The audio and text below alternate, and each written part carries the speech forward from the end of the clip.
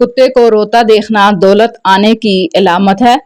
زبان کا دانتوں تلے آنا حادثے کی علامت ہے۔ سر پر خارش ہونا خوشخبری کی علامت ہے۔ بھینس کا نظر آنا گھر میں برکت کی نشانی ہے۔ گدھے کا نظر آنا بے چینی کے آنے کی نشانی ہے۔ کان میں خارش ہونا بدخبری کی علامت ہے۔ ٹھوکر کا لگنا جلد دولت آنے کی علامت ہے۔ بلی کا راستہ کاٹنا رحمت کے آنے کی نشانی ہے۔ گھر میں چوہوں کا ہونا رزق کی نشانی ہے۔ اندھے آدمی کا ملنا مقدر والے کی نشانی ہے۔ گھوڑے کو دیکھنا عمر لمبی ہونے کی علامت ہے۔ بندر کا آ جانا دولت کی جانے کی نشانی ہے۔ عورت کو چھینکتے ہوئے دیکھ لینا بہت جلد گھر میں مصیبت آنے کی علامت ہے۔ گھر میں سانپ کا آ جانا گھر میں مصیبت آنے کی بڑی علامت ہے۔ گھر میں بچھو کا ڈانگ مار لینا گھر میں جھگڑے ہونے کی بڑی علامت ہے۔ گھر میں پرندوں کا آپس میں جھگڑنا گھر میں بڑی مشکل آنے کی علامت ہے۔ پرندوں کو ہم بستری کرتے ہوئے دیکھنا جلد شادی ہونے کی علامت ہے۔ بندروں کو ہم بستری کرتے ہوئے دیکھنا جلد شادی نہ ہونے کی علامت ہے۔ کتے کو سوتا ہوا دیکھ لینا جلد خسارہ پانے کی نشانی ہے۔ خواب میں پانی میں تیرنا جلد بوڑھا ہونے کی ایک بڑی علامت ہے۔ خواب میں اپنی شادی دیکھنا ساری زندگی کنوارا رہنے کی علامت ہے۔ صبح سویرے موٹی عورت کو دیکھنا صحت کے جانے کی علامت ہے۔ رات کو گرم پانی پی کر سونے سے جسم پر مچھر نہیں کاٹتے۔ خالی پیٹ دہی کھانے سے معدہ سارا دن ٹھنڈا رہتا ہے۔ برانڈ کا کاٹ لے تو سمجھ جاؤ اب تمہاری نظر کم ہوتی جا رہی ہے۔ چلتے پھرتے کچھ کھانے سے پیٹ کا کینسر ہونے کا خدشہ ہوتا ہے۔ کھڑے ہو کر دودھ پینے سے کمر کی ہڈیاں کمزور ہونا ہوتی ہیں۔ سونے سے پہلے چائے پینے سے دماغ کی نسیں کمزور ہوتی ہیں۔ الائچی چبانے سے دانت پتھر جیسے مضبوط ہو جاتے ہیں۔ اے بھائی، اگر تم اپنی حالت کو سمجھنا اور اپنے نفس کو اچھی طرح پہچانتا ہے تو دنیا سے رخ پھیر لے اور اس کی رغبت چھوڑ دے اور اپنے آخرت کے سامان کو اکٹھا کرنے کی کوشش کر۔ ہمت سے اگر انسان کام لے تو کوئی کام بھی مشکل نہیں، اور یہ ہمت پیدا ہوتی ہے کسی کامل کی صحبت میں رہنے سے یا اس سے تعلق پیدا کرنے سے۔ میاں بیوی کو باغ و بہار کی طرح رہنا چاہیے۔ وہ باغ ہی کیا جو بہار سے بیگانہ ہو، اور وہ بہار ہی کیا جو باغ سے نہ گزرے۔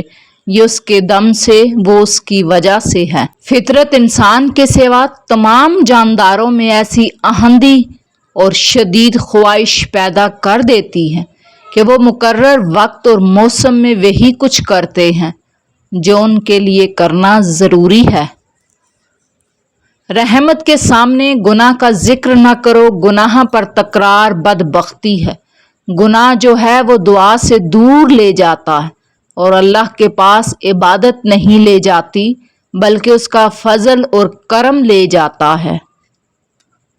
دوسرے گناہوں کی طرح ظلم کا بھی کوئی خارجی محرک نہیں ہوتا، صرف موقع ملنے کی دیر ہوتی ہے۔ ظلم اور خوف دونوں جڑواں بھائی ہیں۔ ایک بڑھیا نے بال سیاہ کیے تھے۔ میں نے اس سے کہا، اے بڑھی اماں، مانا کہ تو نے مکاری سے بال سیاہ کر لیے ہیں، لیکن یہ ٹیڑھی کمر سیدھی نہ ہو پائے گی۔ محبت میں داخل ہونا والا محبت پر بیان اور محبت پر مضمون بھول جاتا، کیونکہ اس کا بیان خاموش ہو جاتا ہے اور کیفیت شروع ہو جاتی ہے۔ جو انسان لوگوں کی غیبت کرنے کی لالچ رکھتا ہے اسے لوگ گالیاں سناتے ہیں، اور جو انسان زیادہ بولتا ہو اس سے لوگ جلد اکتا جاتے ہیں۔ جس بندے کی بیماری پر غالب ہو مگر پھر بھی وہ علاج کرے اور اس سے اس کی موت واقع ہو جائے تو خدا کی بارگاہ میں اس سے بری ہوں۔ جب تجھے اپنی قوت و طاقت لوگوں پر ظلم کرنے کی طرف بلائے تو یہ بات یاد رکھ کہ اللہ تجھے سزا دینے، مظلوموں سے ان کی تکلیف دور کرنے اور تجھے اس میں مبتلا رکھنے پر قادر ہے۔ بے رنگ زمین میں ہم بے رنگ بیج بوتے ہیں، اسے بے رنگ پانی دیتے ہیں اور پھر کچھ ہی عرصہ بعد اس سے رنگ رنگ کے پھول کھلتے ہیں۔ اگر آپ سے نیک عمل نہیں ہو رہا تو اس کا مطلب یہ ہے کہ غلط عمل نے اس کا راستہ روکا ہوا ہے، اس لیے آپ غلط عمل کو نکال دو۔ خاوند کو غلام بنانے والی بیوی آخر غلام ہی کی بیوی کہلاتی ہے۔ عقل مند بیوی خاوند کو بادشاہ بناتی ہے اور خود ملکہ کہلاتی ہے۔ ایک انسان نے دوسرے پوچھا، بھائی آپ نے زندگی میں پہلا جھوٹ کب بولا؟ دوسرے نے جواب دیا، جس دن میں نے یہ کہا کہ میں کبھی جھوٹ نہیں بولتا۔ عورت کی سیرت کا اندازہ اس کے حسن سے لگایا جا سکتا ہے۔ اولاد کو عمدہ تعلیم سے آراستہ کرو تاکہ وہ دنیا میں اپنا مقام پیدا کر سکے۔ طمع تنگ دستی اور قناعت مالداری ہے۔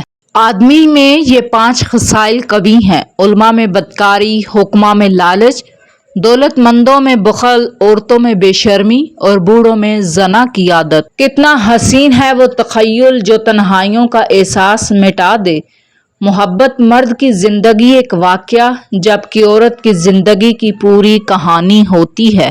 اخلاق لحاظ سے آپ جس بہترین عمل رویے کا مظاہرہ کر سکتے ہیں وہ یہ ہے کہ آپ تحریص و ترغیب سے کوسوں دور رہیں اور تنہا چھوڑ دیں۔ رحمت کے سامنے گناہ کا ذکر نہ کرو، گناہ پر تکرار بدبختی ہے۔ گناہ جو ہے وہ دعا سے دور لے جاتا ہے اور اللہ کے پاس عبادت نہیں لے جاتی بلکہ اس کا فضل لے جاتا ہے۔ بھیڑیا اگر کسی گڈریے کی بھیڑ کھا جائے تو غرق ظالم کہلائے، اور اگر گڈریا خود بھیڑ ذبح کر کے کھا جائے تو یہ اس کا حق ہے۔ بے شک بڑا اجر بڑی مصیبت کے ساتھ ہے۔ پس جب اللہ تبارک و تعالی کسی قوم کو اپنے پیارے بندوں میں شامل کرنا چاہتا ہے تو اس کو کسی بڑی مصیبت میں مبتلا کر دیتا ہے۔ ہمارا بدترین دشمن وہ ہے جو دوست بن کر زندگی میں داخل ہو، اور ہمارا بدترین دوست وہ ہے جو دشمن بن کر جدا ہو۔ شریف دنیا میں کامیاب ہونے پر عفو احسان کماتے ہیں اور کمینے فتح مندی کی صورت میں لوگوں پر ظلم کرتے اور سرکش ہو جاتے ہیں۔ آخر تتلی پکڑنے کی تمنا ہو جائے تو انسان اسے پکڑنے کے لیے اپنے قافلے سے بچھڑ جاتا ہے۔ اسی طرح اگر اللہ کی تمنا ہو جائے تو آنکھ بند رکھنا بہتر ہے۔ استقامت کے راستے کو لازم پکڑو کیونکہ آخرت کی عزت حاصل کراتی اور وہاں کی ندامت سے بچاتی ہے۔ فلاح اور کامیابی سے زیادہ دور تر وہ شخص ہے جو بیہودہ باتوں کو ترجیح دیتا ہے۔ جو بندہ کسی جماعت کے کسی برے کام پر راضی ہو تو وہ اس کا میں ان کے ساتھ شامل ہے، اور جو کسی برے کام میں ہو اس کو ہرا گناہ ہوتا ہے، ایک کام پر راضی ہونے اور دوسرے اس کو کرنے پر۔ جو شخص علم دین کا شہدا ہو جاتا ہے وہ اپنی جان کے ساتھ بہت بڑا احسان کرتا ہے، اور جو بندہ ادب کو نہایت شوق سے حاصل کرتا ہے وہ اپنی جان کے لیے نہایت ہی خوبصورت زیور تیار کر لیتا ہے۔ دولت عورت میں چھپی ہے، عورت کی 2 چیزیں پکڑ کر دبا دو، دولت تمہارا مقدر بن جائے گی، اس کا دایاں پاؤں کا انگوٹھا اور بائیں پاؤں کی ایڑی کو۔ ساری امیدیں اللہ تعالیٰ سے وابستہ رکھو، اس کے علاوہ کسی سے امیدیں وابستہ کر لینا ہے وہ ناکام ہو جاتا ہے۔ غیبت انسان کے اچھے عمل کو دیمک کی طرح چاٹ جاتی ہے۔ بیوی کے لیے ضروری ہے کہ شوہر کی دلداری کرتی رہے۔